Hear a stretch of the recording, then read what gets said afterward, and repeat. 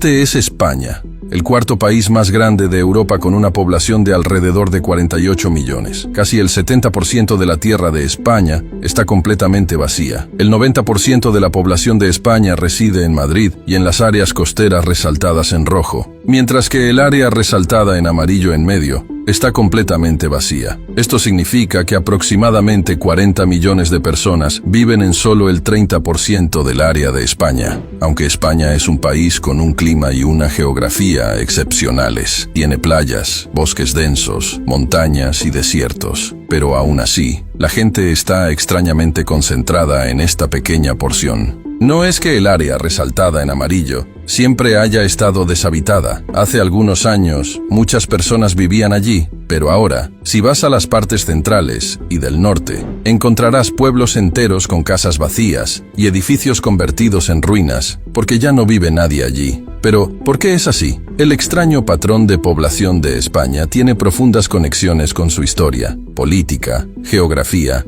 y algunos factores sociales. En el video de hoy, exploraremos algunos aspectos de España que quizás nunca hayas escuchado antes. Entonces, retrocedamos miles de años, cuando toda esta área de Iberia estaba bajo el control del Imperio Romano y se llamaba Hispania. En ese momento, el Imperio Romano se extendía desde el norte de África y Europa hasta el norte de Medio Oriente, y resultaba muy costoso y difícil para los gobernantes romanos mantener el control. Por lo tanto, dividieron el Imperio Romano en dos partes. La parte oriental se convirtió en el Imperio Bizantino, y la parte occidental se convirtió en el Imperio Romano Occidental. Sin embargo, después de esta división, el Imperio Romano Occidental comenzó a debilitarse a medida que las tribus germánicas de Europa Occidental comenzaron a atacar el Imperio Romano.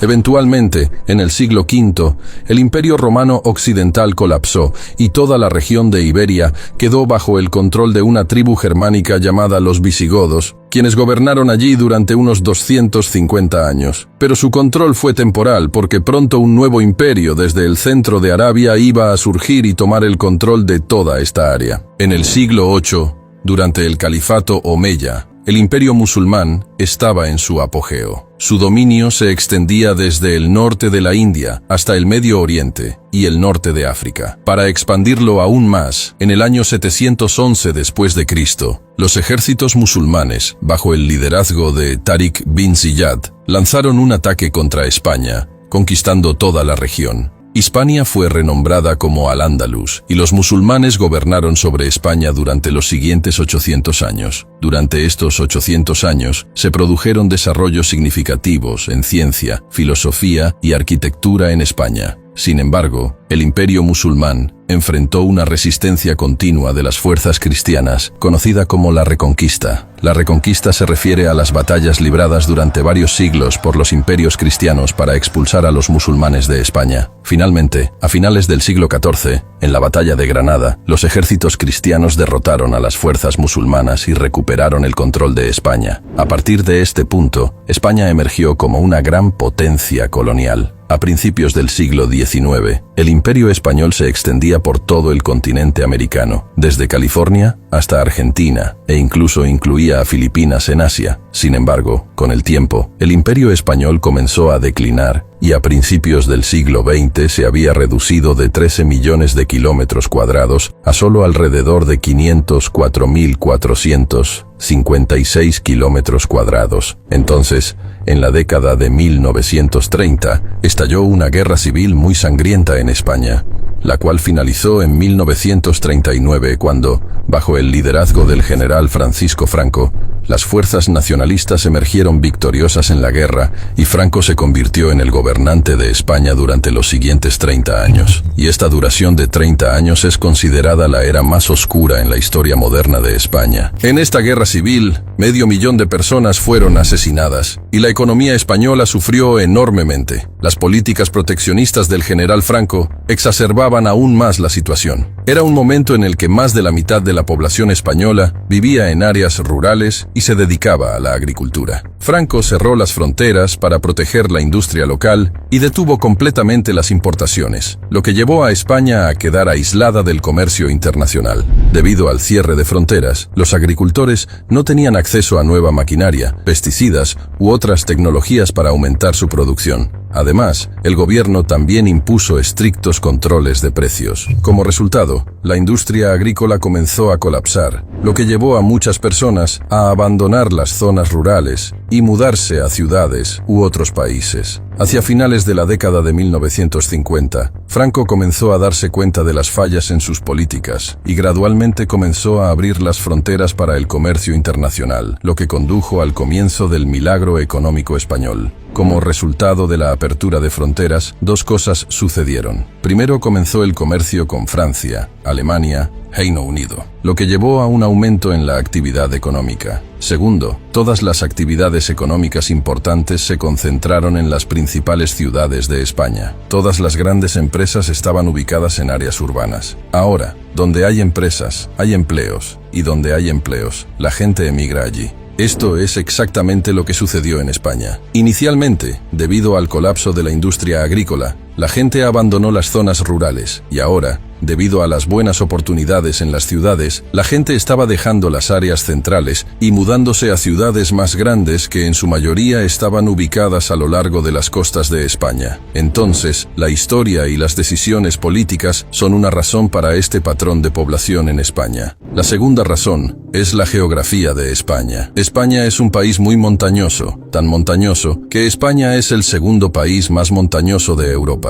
Aquí hay 6 cordilleras. En el sur está la cordillera Bética. En el centro están las cordilleras Ibérica y Central. En el lado norte están las cordilleras Cantábrica y Leonesa. Y en el noreste, a lo largo de la frontera con Francia y Andorra, está la cordillera de los Pirineos. El lado norte de España es verde exuberante, mientras que el lado sur tiene desiertos, donde las temperaturas son las más altas de toda Europa. En los últimos años, el cambio climático ha tenido un impacto significativo en España. Según las Naciones Unidas, el 74% de España está en proceso de desertificación, lo que significa que el 18% del área de España podría convertirse en desierto permanentemente. Debido a la falta de instalaciones de agua adecuadas en las áreas rurales, muchas personas están abandonando estas áreas para ir a las ciudades. De manera similar, si observamos la región más vacía de España, es el área en el norte llamada Lapland española o Serranía celtibérica. Esta área es incluso más grande que países como Dinamarca y Croacia. La razón principal de la baja población aquí son estas cordilleras, que hacen que la construcción de redes ferroviarias sean muy difíciles y costosas. Por lo tanto, no se pudo construir una infraestructura adecuada aquí, por lo que esta área sigue siendo muy atrasada en el siglo XXI. De manera similar, a 100 kilómetros de Madrid está Sayatón, que antes estaba poblada, pero ahora se está convirtiendo en un pueblo fantasma, y a día de hoy, solo viven allí 50 personas. Pero la despoblación aquí no se debe solo a la geografía, sino también a la falta de infraestructura y a un problema emergente, que es la baja tasa de fertilidad. España es el único país de Europa donde la tasa de fertilidad es la más baja. En los últimos 5 años ha habido más muertes que nacimientos en España. La tasa de fertilidad en España ha estado disminuyendo continuamente durante los últimos 50 años, y las principales razones son personas que permanecen solteras y oportunidades de empleo inestables. Les lleva a estas personas tanto tiempo mejorar su situación financiera que cuando piensan en casarse, ya son demasiado mayores. En España, el 10% de las mujeres dan a luz a su primer hijo a los 40 años, y por eso la tasa de natalidad media en España es de 1,19 por mujer, lo que significa que en promedio, una mujer española solo da a luz a un hijo. Y según datos del NIH, cualquier país necesita una tasa de natalidad de al menos 2 hijos por mujer para mantener su población. Según las estadísticas, si la tasa de natalidad de España no alcanza la tasa de natalidad de 2 para 2040, España estará en crecimiento poblacional neto negativo y necesitará al menos 6 a 7 millones de inmigrantes para llenar esta brecha poblacional.